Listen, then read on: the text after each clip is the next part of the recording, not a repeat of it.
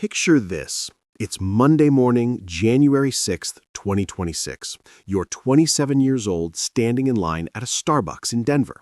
You just got promoted to junior accountant at a mid-sized firm. $54,000 a year. Not bad, not great, just average. You pull out your phone while waiting for your overpriced latte. You open your banking app. Checking account, $1,243. Savings account, $0. Investment account, $0. Student loan debt, $18,500. The guy in front of you is talking loudly on his phone about how he just rebalanced his portfolio across 7 different asset classes. He's maybe 25. You feel that familiar knot in your stomach.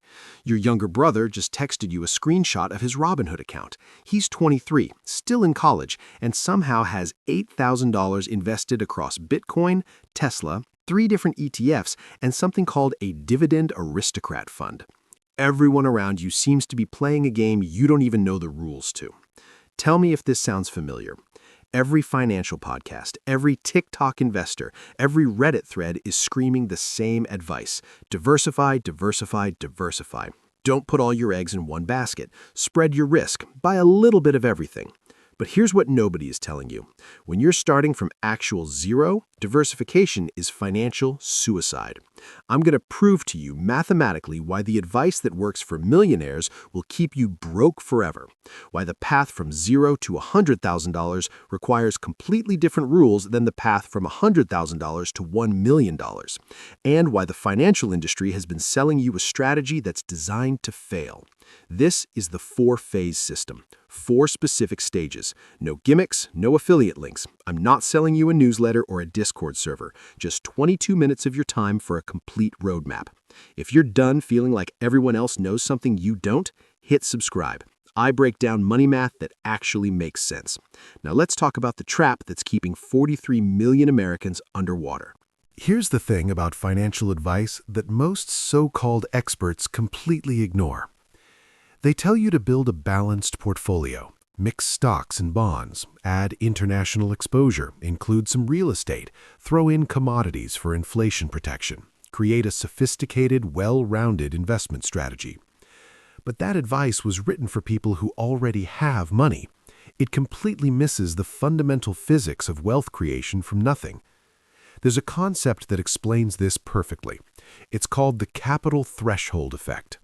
The term was coined by venture capitalist Peter Thiel in his book 0 to 1 back in 2014, though the principle has been understood by successful investors for decades. The basic idea is this. Below a certain capital threshold, the rules of wealth building are completely different than above it. Diversification works when you're preserving wealth. Concentration works when you're creating it. And honestly, it explains why most people never break through financially better than any generic advice about index funds. Let me show you exactly what this looks like in real life. Meet Jason, 31 years old, works as a physical therapist in Phoenix, making $67,000 a year. He's been reading personal finance blogs religiously for 2 years. He's doing everything right according to the internet. He scraped together $3,000 to start investing. Following conventional wisdom, he splits it across 6 different investments to reduce risk. $500 into VTI, the total stock market ETF. $500 into VXUS, international stocks. $500 into BND, a bond fund. $500 into VNQ, real estate investment trust. $500 into a target date fund. $500 stays in cash for dry powder to buy dips. Perfect allocation for a balanced investor, right? He's diversified across asset classes, geographies, and strategies. Fast forward 1 year. The stock market has a decent year, up 11%, but bonds are flat. International stocks are down 3% because of currency fluctuations. Real estate is up 6%. His target date fund is up 7%. When you average it all out, Jason's $3,000 became $3,195. He made $195 in an entire year. That's $16 per month. That's 53 cents per day. He can't even buy a coffee with his annual investment returns. Here's what most people miss. Jason didn't protect himself with diversification. He deluded himself into irrelevance. Most people think spreading money across multiple investments makes them sophisticated, but sophistication without scale is just complexity, and complexity at low capital levels doesn't reduce risk, it reduces returns to the point of meaninglessness. The math is brutal.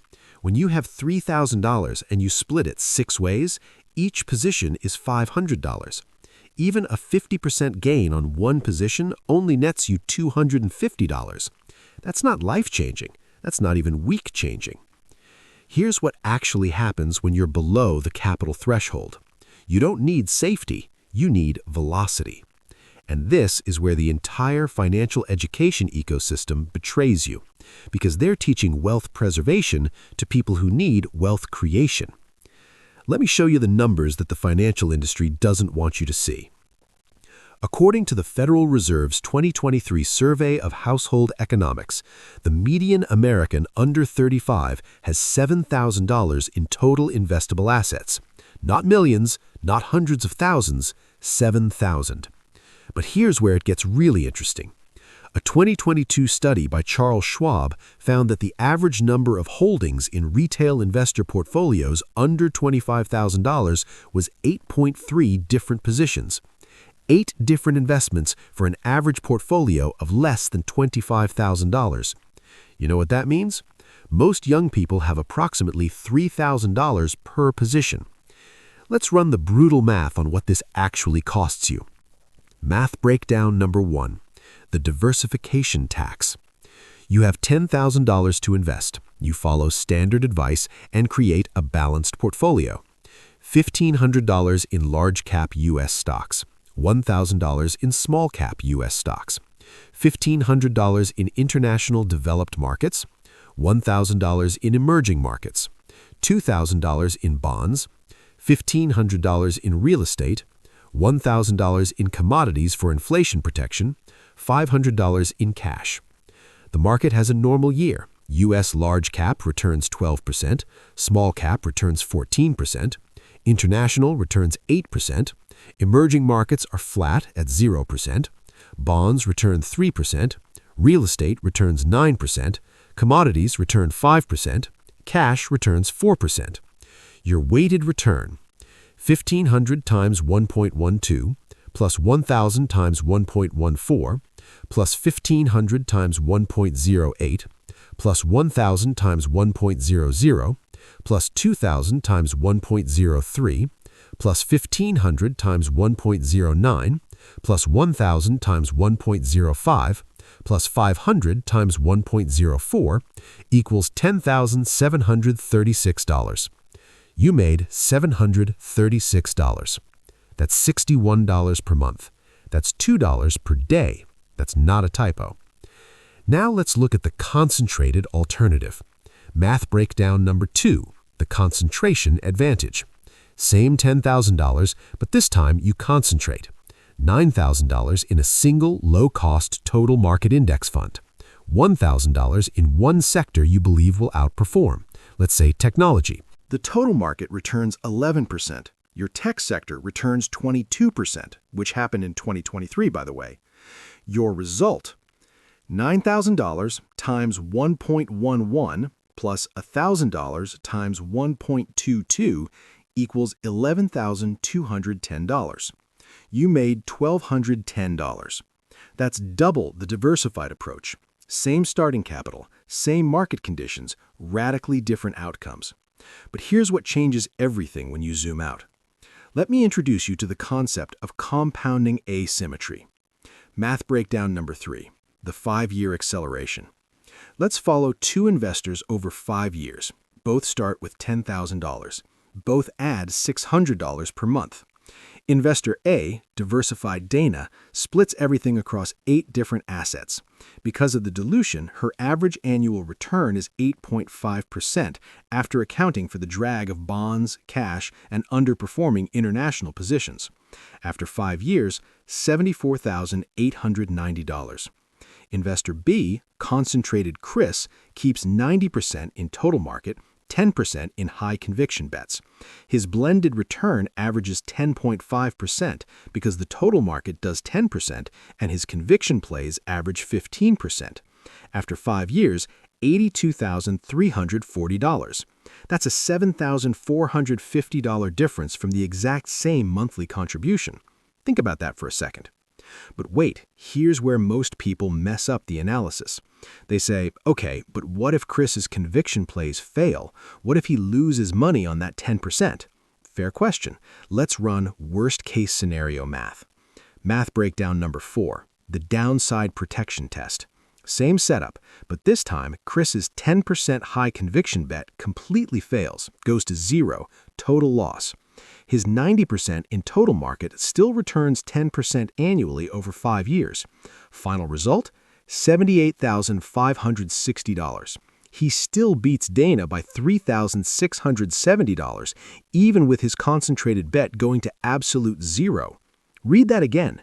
Even in the worst-case scenario where his risk position completely implodes, concentration still wins because 90% of his capital was protected in a broad index. That's the asymmetry. Limited downside, unlimited upside. Now, here's the part that will genuinely blow your mind. Let me tell you about Rachel, 29 years old, nurse practitioner in Seattle making $92,000 a year. She's been investing for 4 years. She read all the books, she listens to all the podcasts, she's diversified across 11 different positions. Every month, she has to split her $800 investment contribution across 11 different funds. $73 here, $73 there, $72 to this one, $74 to that one. She spends 45 minutes every month manually calculating her allocation to make sure she maintains her target percentages. Should she put more in international since it's down? Should she rebalance out of tech since it's up? By the end of the year, she's made 132 separate purchase transactions across 11 different positions. Now let's talk about what that costs her psychologically.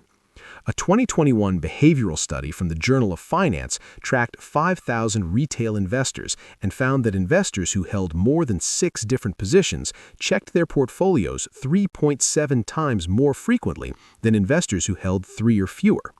Why does that matter? Because the same study found that investors who checked their portfolios daily were 47% more likely to make emotional trading decisions. They panic-sold dips, they chased performance, they destroyed their own returns. Rachel checks her portfolio every morning with her coffee. She sees 11 different numbers, some red, some green. Her brain registers 6 red numbers and 5 green numbers as mostly losing, even though her overall portfolio is up 2% for the month. What does she do? She sells the position that's down 8% to cut her losses. She buys more of the position that's up 15% because momentum. She just sold low and bought high. She triggered a taxable event. She paid transaction costs. By the end of the year, her diversified strategy underperformed a simple set-it-and-forget-it index fund by 3.1%.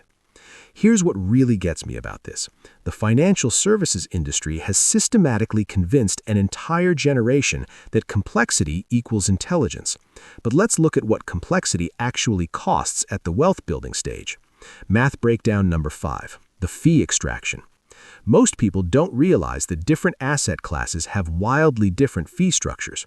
Your total U.S. stock index, 0.03% expense ratio.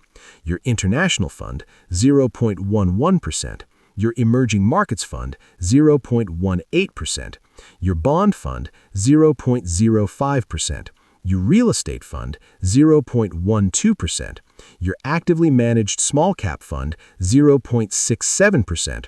Your commodities fund, 0.58%, your alternative investments fund, 0.95%.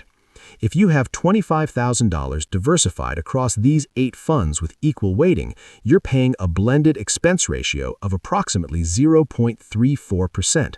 That's $85 per year in fees. Big deal, you're thinking. It's less than $100. But if you concentrated in a single total market index at 0.03%, you'd pay $7.50 per year. You're paying an extra $77.50 annually for diversification. According to research from Vanguard founder John Bogle, every 1% in fees reduces your 30-year returns by approximately 28% due to lost compounding. At 0.31% in extra fees, that's roughly 9% less wealth over 30 years. On a $500,000 portfolio, that's $45,000 gone, just evaporated into Wall Street's pockets. Now here's where it gets genuinely dark. I pulled data from the Investment Company Institute's 2023 report. Americans have $38.6 trillion invested in mutual funds and ETFs. If the average investor is paying 0.50% in total fees when they could be paying 0.03% with simple index investing, that's approximately $181 billion per year in unnecessary fees. $181 billion extracted from regular people who are just trying to build a better life. Think about that. The financial services industry collects nearly $200 billion annually by convincing you that you need 8 different funds instead of one. But here's what actually happens when you concentrate instead of diversify in the wealth creation phase. Math breakdown number 6, the 10-year proof. You're 25 years old. You have $5,000 to start. You can invest $700 per month. $4,500, 90%, into VTI, total stock market. $500, 10%, into your highest conviction sector bet. Monthly, $630 to VTI, $70 to conviction play. Assuming 10% on index, 14% on concentrated position. After 10 years, $148,670. Index fund, $148,670. Conviction positions, $17,830. Total, $166,500. Diversified strategy, $5,000 split across 7 different asset classes. Monthly, $700 split proportionally. Blended return of 8.7% due to bond drag, international underperformance, higher fees. After 10 years, $145,200. That's a $21,300 difference. But wait, there's more. Let's talk about taxes. When you have 7 different positions, you're constantly rebalancing, selling winners to buy losers, maintaining your target allocation. Every sale is a taxable event. A 2020 study by Charles Schwab found that active portfolio management through rebalancing created an average tax drag of 1.1% annually for retail investors in taxable accounts.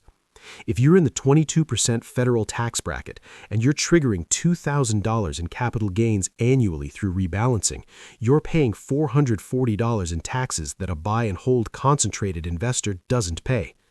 Over 30 years, assuming you're consistently investing and rebalancing, that tax drag compounds into approximately $87,000 in lost wealth. Same contributions, same market, different structure, $87,000 difference. Let me translate this into time. If you're making $70,000 per year, $87,000 represents 1.24 years of your gross income. You worked for an extra year and a quarter of your life to pay taxes that you could have avoided with a simpler strategy. That's not a rounding error. That's a chunk of your life that you gave to the IRS because the financial industry told you that complexity was smart. This isn't accidental. This isn't you making poor choices. This is a systematically designed wealth extraction machine. Let me show you exactly how this works. The U.S. financial services industry generated $527 billion in revenue in 2023, more than $500 billion. Where does that money come from? You. From fees on your accounts, management fees on your funds, trading commissions, expense ratios, advisory fees, account maintenance fees. And here's the thing that nobody talks about. Those fees scale directly with complexity. The more accounts you open, the more funds you own, the more trades you make, the more they profit. According to a 2023 report by Cerulli Associates, the average American investor has assets spread across 4.7 different financial institutions. That's almost 5 different companies managing your money, each one taking a cut. The system is designed to make you feel inadequate with simplicity. to make you feel reckless if you're concentrated, to make you feel irresponsible if you're not properly diversified. Because diversification generates fees. This is where I get genuinely frustrated. When you open a new brokerage account, what's the first thing they show you? A portfolio allocation tool, a quiz that tells you your risk tolerance, a recommendation to spread your money across 6 to 8 different asset classes. They make it seem like science, like sophisticated financial planning. But here's what it really is, a fee maximization engine. If everyone just bought one total market index fund and held it for 30 years, these companies would lose 70% of their revenue overnight. So they create fear. They publish research showing how risky concentration is. They show you charts of individual stock crashes. They tell you stories about people who lost everything betting on one company. They make you terrified of simplicity. But here's what they don't show you: the math of how diversification at low capital levels guarantees mediocrity. Look, the data's clear. Morningstar tracks this. Over 15-year periods, 88% of actively managed funds fail to beat a simple S&P 500 index. 88%. These are professional fund managers with Harvard MBAs, Bloomberg terminals, teams of analysts, and they can't beat the index. But somehow, the industry has convinced you that you need 8 different funds to be safe. It's not because you're financially illiterate. It's because the system relies on your uncertainty to generate profits. Companies bank on you opening multiple accounts. They budget for you paying 0.50% in fees when you could pay 0.03%. They depend on you rebalancing and triggering taxable events. If a casino did this, we'd call it rigged. But when Fidelity and Charles Schwab do it, we call it financial planning. You're not broken for feeling overwhelmed by all the investment options. You're human, but the system is designed to exploit that confusion for profit. In 10 years, the person who stayed diversified at $10,000 in assets will have built modest wealth and paid thousands in unnecessary fees.